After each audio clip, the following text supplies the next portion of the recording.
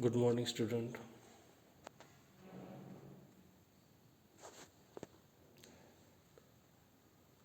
The previous topic will continue, and I would like to recall you whatever we discussed yesterday. So, we are studying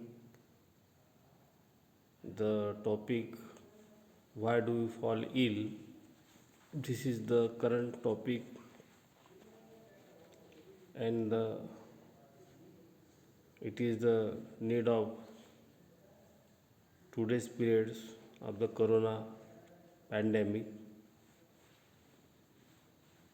तो dear student, कल हम बीमार क्यों पड़ते हैं, बीमार क्यों होते हैं, बीमारी के बारे में बताना शुरू किया था। हेल्थ क्या होता है वो बताया, बीमारी क्या होती है, बीमारी कैसी होती है, बीमारी के लक्षण यानी सिम्टम्स, साइन, कुछ उसके इंडिकेशन होते हैं और बीमारी का पता लगाया जाता है। तो बीमारी के कारण, तो बीमारी होने के कारण बहुत सारे हैं, उसमें से हमने 2 कैटेगरीज बनाई हैं। तो बीमारी के 2 कारण हैं, मुख्य कारण, जिसको हम बोलते हैं इमीडिएट कॉज और कंट्रीब्यूटरी कॉज। ये 2 शब्द याद रख लेना है, इमीडिएट कॉज और कंट्रीब्यूटरी कॉज। तो ये मेन 2 टाइप्स है बीमारी होने के कारण, कारक, इसी से बीमारी होने की। अभी इमीडिएट कॉज, तो बेबी का एग्जाम्पल देखिए, मैंने बताया था कल कि जो बच्चे का एग्जाम्पल दिया था जिसने पानी पिया था, पानी के अंदर वायरस था और वायरस की वजह से उसको लूज़ मोशन हो गया। तो उस पानी के अंदर अगर वायरस नहीं होता तो बच्चे को, बेबी को लूज़ मोशन नहीं होता। मतलब मुख्य कारण जो था उसका वाला, इमीडिएट कारण बोलते उसको, वो था वायरस, पानी के अंदर वायरस का होना, ये हो गया इमीडिएट कॉज। अब इसके साथ में दूसरे जो कारण जुड़े हुए हैं, क्योंकि जो पानी पिया जा रहा है वो अन्य लोग भी पीते हैं, लेकिन अन्य लोगों को लूज़ मोशन नहीं होता है और एक बच्चे को ही होता है, क्योंकि उसके अंदर इम्यूनिटी कम है, उसकी हेल्थ पुअर है, वो गरीब है, उसको न्यूट्रिशन नहीं मिलता, उसके माँ बाप को रोज़गार नहीं है, इलिटरेसी है, ये अन्य कारण जो है इसके बारे में कल सविस्तर बताया मैंने। तो इनको हम बोलते हैं कंट्रीब्यूटरी कॉज। तो मेन कारण जो है वो है हमारा जो वायरस है उसको हम बोलते हैं इमीडिएट कॉज, और बाकी के कारण को कंट्रीब्यूटरी कॉज, ये हम पढ़ चुके हैं। कंट्रीब्यूटरी कॉजेस हमने इसका एग्जांपल भी दिया था, poor health of the baby, mall nutrition, poverty, unemployment, illiteracy. अभी जो इमीडिएट कॉज है, इमीडिएट कॉज की भी फिर 2 टाइप्स है, एक है infectious and non infectious cause. तो इमीडिएट कॉज 2 कारण इसके लिए, एक हो सकता है इन्फेक्शियस और दूसरा हो सकता है non infectious cause. Infectious cause का मतलब जो इन्फेक्शन की वजह से, इन्फेक्शन मतलब कोई बीमार करने वाला एजेंट जो हमारे बॉडी में घुसेगा तो हम बीमार हो जाएंगे, तो वो हो गया इन्फेक्शियस कॉज। जो बीमारी दूसरे को फैलती है इसके बारे में भी बताया था। Disease where the microbes are the immediate cause are called the infectious disease.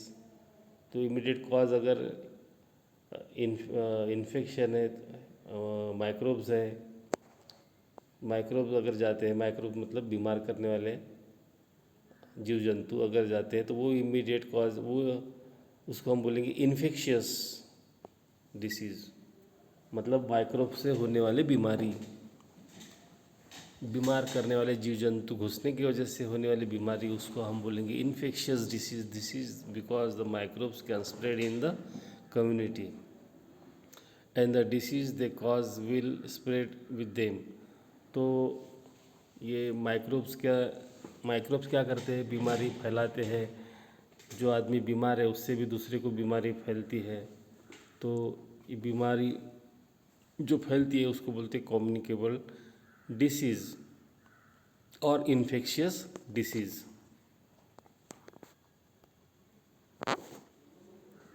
Infectious agents, infectious agent क्या होता है?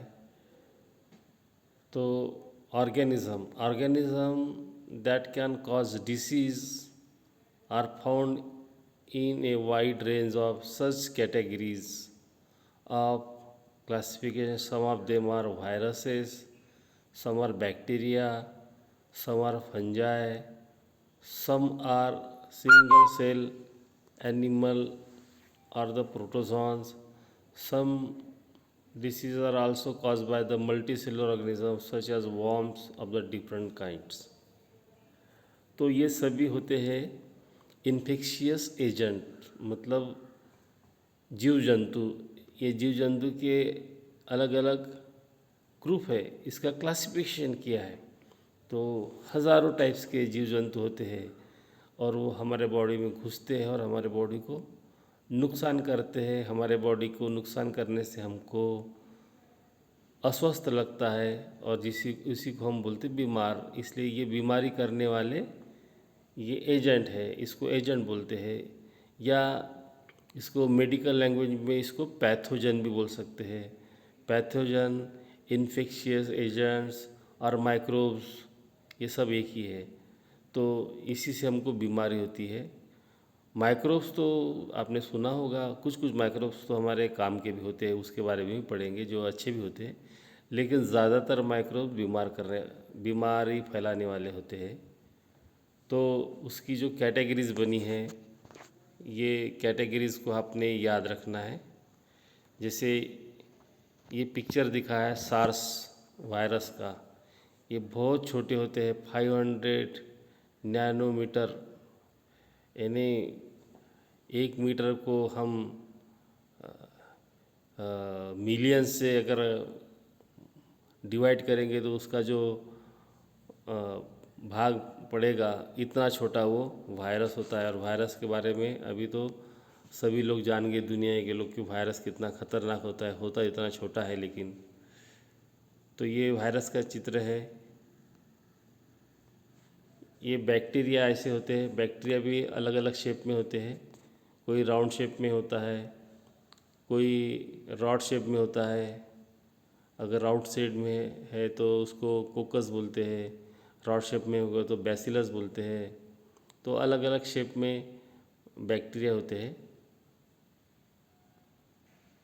जैसे ये बैक्टीरिया देखो, जनरल स्ट्रक्चर जो बैक्टीरिया का ऐसा होता है, उसके ऊपर हेयर लाइक स्ट्रक्चर, फ्लैजेला, सीलिया होता है, सेल वॉल होती है, और अंदर में न्यूक्लियस नहीं होता है लेकिन न्यूक्लियस जैसा स्ट्रक्चर होता है, न्यूक्लियस होता है। ये वॉर्म्स, ये मल्टीसेलुलर ऑर्गेनिज्म वॉर्म्स, अस्कारिस, ये मेल है, फीमेल होती है, फीमेल अंडे देती है। और हमारे पेट में कीड़े, जो छोटे छोटे बच्चों के पेट में जो मिट्टी में वगैरह खेलते हैं, ऐसे कीड़े हो जाते हैं पेट में, जिसको हम वॉर्म्स बोलते हैं, मल्टीसेलुलर ऑर्गेनिज्म। तो ये भी बीमार करते हैं। तो इनकी कैटेगरीज बनी है, इन्फेक्शियस एजेंट की, पैथोजन की या माइक्रोब्स की। तो ये कैटेगरीज देख लो। वायरस सबसे छोटा होता है, बहुत छोटा होता है। उससे बड़ा होता है बैक्टीरिया, फिर उससे बड़ा साइज में होता है प्रोटोजोआ, फिर फंजाई, फिर वॉर्म्स होते हैं अलग अलग टाइप्स के, round warm, tape warm, pin worms, filaria worms. ये बहुत टाइप्स के वॉर्म्स होते हैं, ये बीमार कर देते हैं। और कुछ कुछ आर्थ्रोपोडा बहुत छोटे होते हैं, माइक्रोस्कोपिक होते हैं, जिससे खुजली की बीमारी वगैरह हो जाती है अगर साफ़ सफाई नहीं रहे तो ये सारे एजेंट हैं इन्फेक्शन को फैलाने वाले infectious agent. Why is the categorization of the infection agent important, मतलब इसका कैटेगराइजेशन करना क्यों ज़रूरी है, क्यों उसका क्लासिफिकेशन किया है। From treatment point of view it is important as each category has its own biochemical pathway and can be block it। तो ट्रीटमेंट के दृष्टि से इनका कैटेगराइजेशन करना ज़रूरी है, क्योंकि हर जो माइक्रोब्स है उसका सबका अलग अलग अपना जीने का लाइफ साइकिल या बायोकेमिकल पाथवे बोलेंगे, सबका अलग अलग होता है। तो सबका बायोकेमिकल अगर पाथवे हमको मालूम है तो हम इसको आसानी से हम ट्रीटमेंट कर सकते हैं। जैसे वायरस के बारे में आपको मालूम है, वायरस ये लिविंग और नॉन लिविंग के बीच में है, इसका खुद का अपना कोई बायोकेमिकल पाथवे नहीं होता है। तो जब ये किसी होस्ट के अंदर जाएगा तभी ये एक्टिविटी दिखा सकता है। अगर बाहर में कहीं पड़ा रहेगा बॉडी के बाहर में हवा में तो ये बिल्कुल इनएक्टिव रहता है, तो ना मल्टीप्लाई होता है ना कुछ करता है, डेड पार्टिकल की तरह रहता है वायरस। लेकिन हमारे बॉडी में जाते ही हमारे ही बॉडी के जो सेल की जो मशीनरी है वो यूज़ करता है और फिर अंदर में जाके मल्टीप्लाई करता है।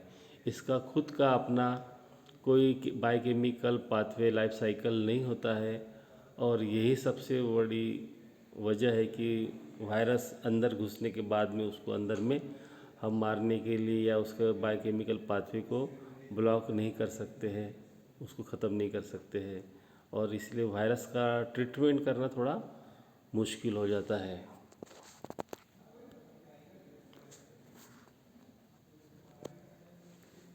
तो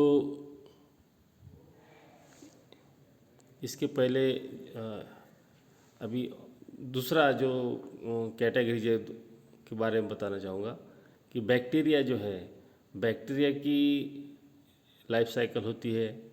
बैक्टीरिया का जब मल्टीप्लिकेशन होता है, बैक्टीरिया डिवाइड होता है,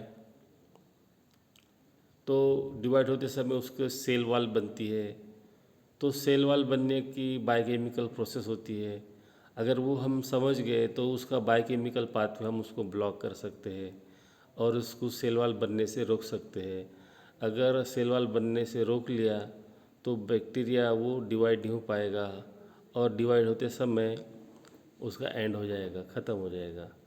तो ये बायोकेमिकल पाथवे को ब्लॉक करने के लिए हम यूज़ करते हैं कुछ ड्रग्स होते हैं जिसको हम बोलते हैं एंटीबायोटिक्स।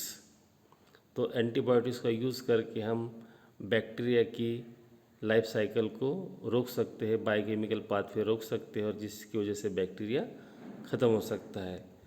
तो जिसका लाइफ साइकिल है वो लाइफ साइकिल किस तरह से होता है वो अगर हम समझ गए तो हम उसको उस तरीके से उसका बायोकेमिकल पाथवे रोक कर उसको बॉडी के अंदर मल्टीप्लाई होने से रोक सकते, उसको ख़त्म कर सकते हैं। तो इसलिए ये जितने भी माइक्रोब्स है इसका हमको कैटेगराइजेशन करना ज़रूरी है, क्योंकि सभी कैटेगरीज़ का लाइफ साइकिल जो है बायोकेमिकल पाथवे है अलग अलग है, और इसलिए हमको उसको ट्रीटमेंट करना आसान हो जाता है, इसीलिए उसका कैटेगराइजेशन किया है।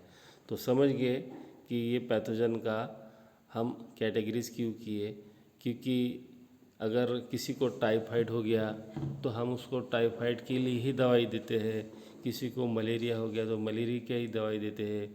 मलेरिया का पैरासाइट अलग होता है, टाइफाइड का माइक्रोब अलग होता है, तो अलग अलग तरीके से उनको हम ट्रीटमेंट कर सकते हैं। मलेरिया वाले को हम टाइफाइड की दवाई नहीं दे सकते, टाइफाइड वाले को मलेरिया की दवाई नहीं दे सकते हैं, अलग अलग लाइफ साइकिल होता है, ये माइक्रोब्स का, इसलिए हम इसको कैटेगराइज किए हैं।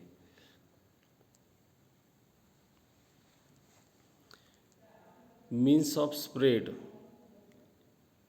तो मतलब किस तरह से ये बीमारियां फैलते हैं। इन्फेक्शियस डिसीज स्प्रेड, जो भी इन्फेक्शियस डिसीज है फैलते हैं, तो कैसे फैलते हैं, मीन्स ऑफ स्प्रेड, क्या तरीका है फैलने का। कोरोना वायरस तो आपने देख लिया है, वो हवा से फैल रहा है, टच करने से फैल रहा है। उसके पास में अगर कोई मरीज है कोरोना वायरस का, तो उसके पास भी जाने के लिए सब लोग डरते हैं। डॉक्टर कितना मास्क लगाते हैं, तो उनके बॉडी के वायरस कैसे हवा से फैल सकते हैं या टच करने से फैल सकते हैं, उनकी चीज़ें यूज़ करने से फैल सकते हैं। तो ये कोरोना वायरस के बारे में ही नहीं, दूसरे भी बीमारी के बारे में ऐसा ही है कि वो माइक्रोब्स कैसे फैलने का तरीका कैसा है। तो वो फैलने का तरीका है डायरेक्ट कांटेक्ट। तो देखो डायरेक्ट कांटेक्ट में दिख रहा है कि हम अगर कोई बीमार है तो उसको शेक हैंड करते हैं, तो शेक हैंड करने से भी बहुत सारे माइक्रोब्स जो है, बहुत सारे टाइप्स के माइक्रोब जो है एक से दूसरे में फैल सकते हैं। या अगर हम सेक्सुअल रिलेशन रखते हैं तो एड्स जैसे वायरस फैल जाते हैं। तो इस तरह से डायरेक्ट कांटेक्ट से जो वायरस है एक बीमार व्यक्ति के शरीर से अच्छे स्वास्थ्य व्यक्ति के शरीर में पहुंच सकते हैं। So this is the direct contact. दूसरा है बाय एयर, तो हवा से फैल सकता है।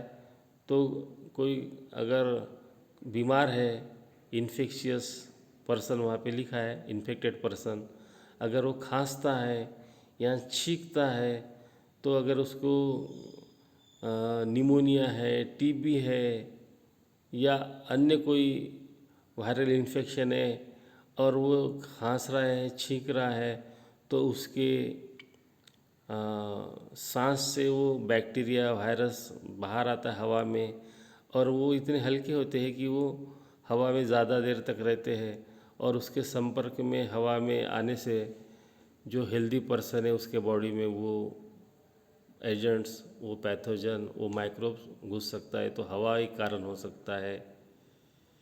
इनडायरेक्ट कांटेक्ट भी हो सकता है, मतलब बीमार आदमी का कोई सामान अगर हम यूज़ करते हैं, अगर उसके कपड़े यूज़ करते हैं या उसने इस्तेमाल की हुई चीज़ें जैसे चाय का बर्तन, उसने चाय पिया और उसी से अगर हम चाय पीते हैं दोस्ती निभाने के लिए, या पानी पिया है वो इसी ग्लास से अगर हम पानी पीते बिना धोए, तो ये इनडायरेक्ट कांटेक्ट, मतलब वो बीमार व्यक्ति हमको डायरेक्ट कांटेक्ट नहीं कर रहा, लेकिन किसी वस्तु को कांटेक्ट कर रहा है और वो वस्तु फिर हमारे कांटेक्ट में आती है, और वस्तु के अंदर लगे हुए जो चिपके हुए है ना माइक्रोब्स जो हो सकते हैं हमारे बॉडी में घुस सकते हैं।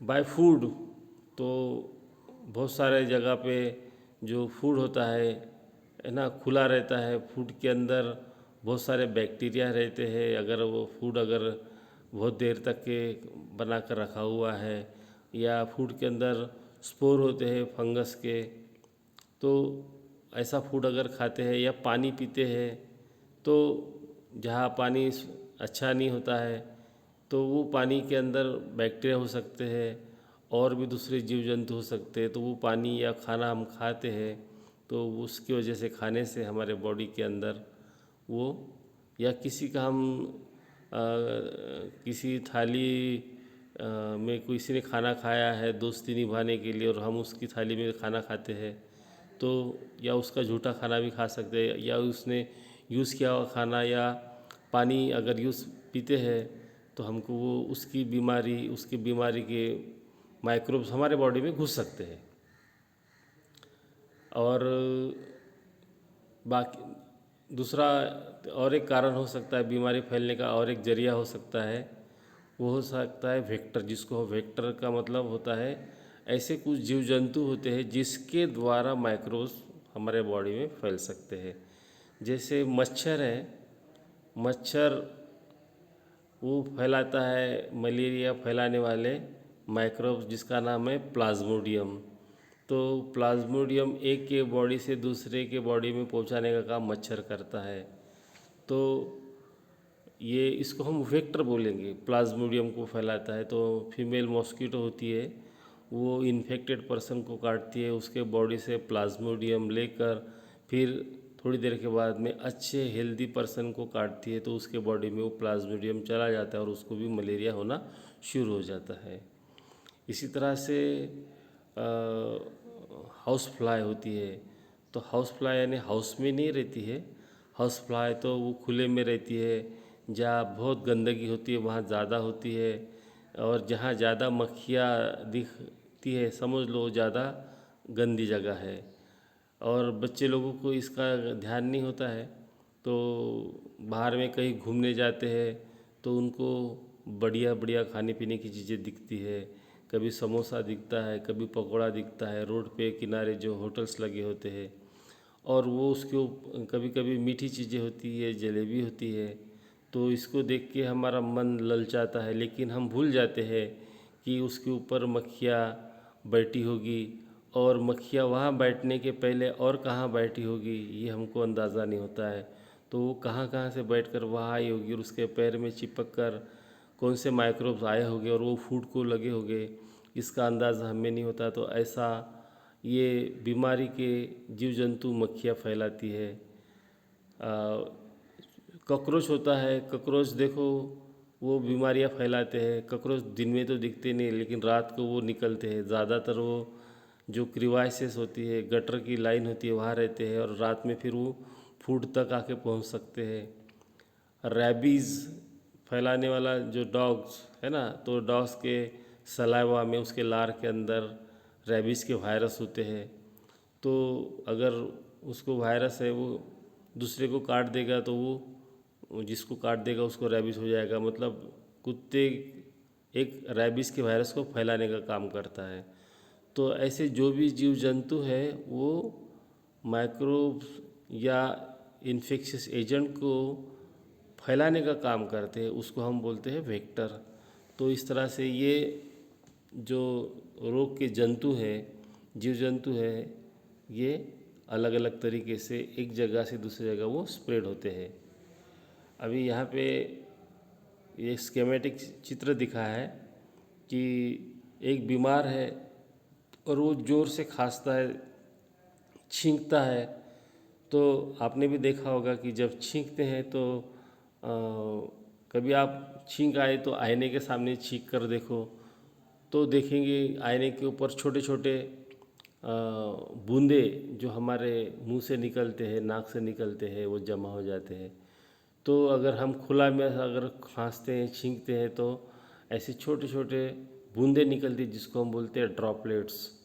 और वो ड्रॉपलेट्स के अंदर अगर कोई बीमार आदमी छींक रहा है, थूक रहा है, खांस रहा है, तो उसके मुंह से, नाक से जो छोटे ड्रॉपलेट्स निकलेंगे वो इतने हल्के होते हैं, हवा के अंदर वो ज़्यादा देर तक के टिके रहते हैं, ज़्यादा दूर तक के जाते हैं, और उसके अंदर बहुत सारे माइक्रोब्स होते हैं।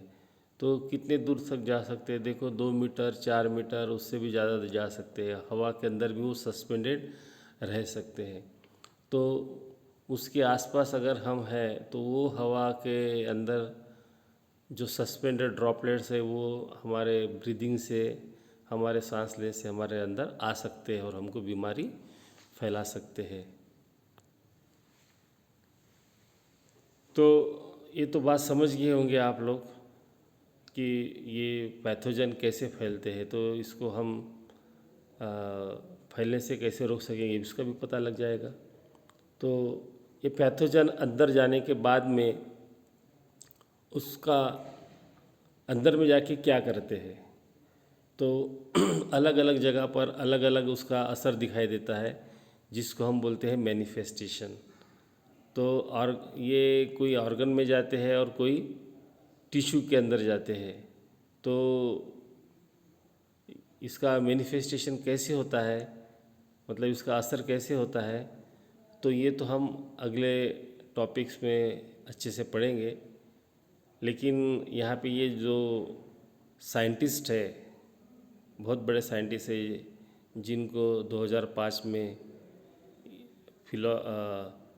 फिजियोलॉजी और मेडिसिन के ऊपर नोबेल प्राइज़ मिला है, जिनका नाम है मार्शल एंड वॉरन। तो इन्होंने एक मैनिफेस्टेशन के ऊपर स्टडी किया। जो बैक्टीरिया होता है एक, जिससे अल्सर होता है, तो वो बहुत दिनों तक कि अल्सर क्यों होता है इसका पता ही नहीं चल रहा था। लेकिन अल्सर करने वाले बैक्टीरिया होते हैं, इन्होंने खोज निकाला। और वो बैक्टीरिया एक ही जगह पर पाए जाते हैं, उसकी जगह है स्टमक। पाइलोरस करके जगह है स्टमक के अंदर, वहाँ पर वो बैक्टीरिया रहते हैं और वहाँ पे वो अल्सर फैलाते हैं। तो अल्सर को फैलाने वाले बैक्टीरिया, उसकी जगह फिक्स है ना, उसका असर वहीं पे है पेट के अंदर। तो ये इसका खोज लगा इन्होंने और इनको नोबेल प्राइज़ मिला। तो और किस तरह से ये ऑर्गेनिज़म जो है हमारे बॉडी के अंदर कौन से ऑर्गन्स के अंदर और कौन से टिश्यू के अंदर क्या क्या असर दिखाते हैं अंदर घुसने के बाद में, तो इसके बारे में हम अगले टॉपिक में पढ़ेंगे। तो मेरी बात समझ गए होंगे। तो आज हमने पढ़े हैं कि जो माइक्रोब्स है, माइक्रोब्स की कैटेगरी, माइक्रोब्स की हमने कैटेगरी देखी, अलग अलग क्लासिफिकेशन देखा है, वायरस, बैक्टीरिया, फंजाई, वॉर्म्स, है ना, ये सभी कैटेगरीज देखे। और इसका क्लासिफिकेशन इसलिए ज़रूरी है क्योंकि सबका अलग अलग लाइफ साइकिल है, और लाइफ साइकिल है, उनका बायोकेमिकल पाथवे है, वो हम उसको रोक सकते हैं और हम उनका लाइफ साइकिल ब्रेक कर सकते हैं और हम बच सकते हैं उनके असर से। तो इसलिए उनका क्लासिफिकेशन किया गया है। और हमने देखा है कि ये पैथोजन कैसे अलग अलग रास्ते से हेल्दी पर्सन तक पहुंच जाते हैं, और कुछ जीव जंतु जो उसको फैलने के लिए मदद करते हैं। और एक बार वो हेल्दी पर्सन में पहुंच जाए तो उसके बॉडी के अंदर कैसे कैसे किस तरह से वो असर करते हैं, वो हम अगले लेसन में पढ़ेंगे। Thank you.